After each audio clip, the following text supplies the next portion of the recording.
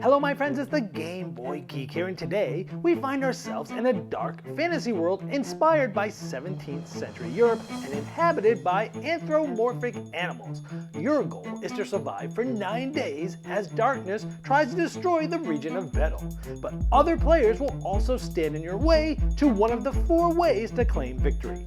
Darkest Doom is a competitive strategy game with RPG elements for 1 to 4 players. It takes 1.5 to 2 hours to play, is for ages 14 and up, and published by Kickstarter Studio.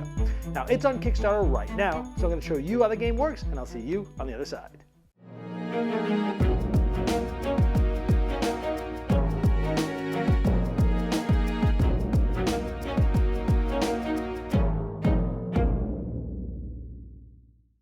This is a Kickstarter preview, so all the art and components you see here are not final, they're prototypes. To see all the most up-to-date art and components, check the link in the description of this video. Each player is going to select one of these 4 different miniatures to be their guardian. And each player is going to get a player board with the corresponding guardian here, which has a special ability, but everyone's going to be managing different stats like melee and health and witchcraft and wisdom. The game is played over 9 rounds, known as days, and each of these are going to go through a dawn phase and a nightfall phase. Now there's a daily fame track that resets at the beginning of each day, and you're going to be trying to work your way up this track, and there's many ways to do that, like, for example, completing quests and killing other creatures and or players. But you might even end up moving down it by certain card effects or by being killed yourself. And at the end of each of the days, whoever's the highest on the track gets to draw 2 of these fame rewards and choose one of them. There's actually 4 different ways you can win this game, and one of them have to do with the fame track, but we'll get into that later. Now, beginning with each dawn phase, players are going to be able to draw supply cards equal to their wisdom, so the better the wisdom, the more cards. In this case, we'd get 3 of them. And you get to draw them from traps, spells, and or equipments. I'll show you more about what those cards do later, but then players are going to be taking actions. And you might be doing things like moving around to different zones. By default, 1 action to move into a zone, but each of the zones have different things about them. Like in the lake, you can heal, or into the mountain, it actually costs 2, and there's many other things that happen in all these different zones. Now, one thing you're doing is working on secret quests to get to the right spot, and if you do so, you'll be rolling a fate die. Sometimes you'll want to roll more, sometimes like this, the minus, you'll want to roll less. You also predetermined which stat you're trying to increase, so you have to get less than 2. If we did, we'd be able to increase this, plus we'd get one of the 3 relics that we wanted to get. That's one way to move up on that fame track by 1, for example. However, if I was at least 4 spaces away from there, I could have declared I was going there, and if I did get my quest done there, I'd get 3 fame instead of 1, because people know what I'm trying to do, and it's easier for them to stop me. Sometimes you'll be moving in to a citadel to try to get an alliance. If your fame is high enough and higher than others, on this, like with this orange, you would place this here equal to your fame, and you would gain the alliance of that citadel. Not only do you get to show that you have the alliance with it, now you've also unlocked the ability to use one of these powerful actions from the Citadel Alliance card.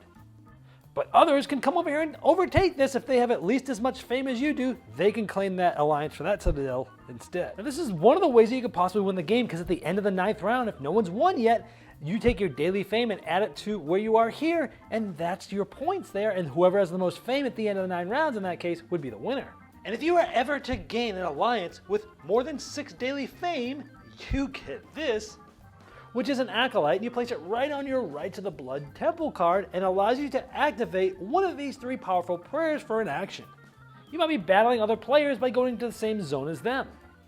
And you'll be duking it out with spells depending on your witchcraft stats, and you'll be getting a certain amount of dice depending on what your melee stat is, trying to see who does more damage to the other. And if you defeat them, you'll gain 3 fame, and they'll lose 3 fame, among other effects that happen as well. Now, in addition to spells, you might be playing equipment, which all cards cost something. Here's like 2 coins, for example, and some of the equipment need a certain amount of decay, meaning it gets used a certain amount of time before it is done. So you can equip yourself with up to 2 different things of equipment. You might also play traps. You know what they do, but they're secret. You'll be laying these out in certain spots and hoping to trigger those when other players are going through it. Now, after all the players have taken their actions, you go to the Nightfall phase, where the top token of the Heart of the Priestess gets removed and placed into this bag that's seeded with which guardians are going to be chased by certain creatures as they come up. Then an event and a map card's going to come out that's going to do all sorts of bad things, like putting dark pools in certain spots on the map as indicated, and doing things like putting dark filaments around different buildings. And that's bad because it's one way that all players can actually lose the game, is if every blood temple and citadel has 3 dark filaments around them. Well, you lose. Everyone does. Now those dark pools act as if traps when you go in them, and you must flip over a card, and you must be able to roll the crimson die in order to fulfill a certain amount of icons depending on how far into the game you are. Now keep in mind, you can discard certain supply cards in order to turn a die to anything you want. But if you're unable to fulfill it, this would flip over and a certain effect would enact, like drawing another one of these dark contamination cards and doing what it says. However, if you end up rolling at least 1 moon, and here are 2 of them, you would move the doom track that many times, and then you'd do that effect that many times. So twice, so we do this 2 times, and we'd end up losing some health. And there's all sorts of different effects that can happen on this track. And certain effects will bring creatures onto the board, like the level 1 Lightless Beater on the left, or the Lightless Hunter on the right, or even the level 3 Lightless Leader of the Hunt. Now these will end up putting out dark filaments depending on their level, 1, 2, or 3 of them respectively. Now the creatures will activate in this phase from this bag that is seeded with different guardians, like it's going to go after the purple one, for example. Now sometimes they'll actually attack buildings as well. Not only does a creature attack you from an adjacent spot, unlike when fighting another guardian, you'll flip this card and it will tell you, for example, depending if it was a level 1, it shows you that it does 2 hits and it actually has 3 levels of harm that you have to get through.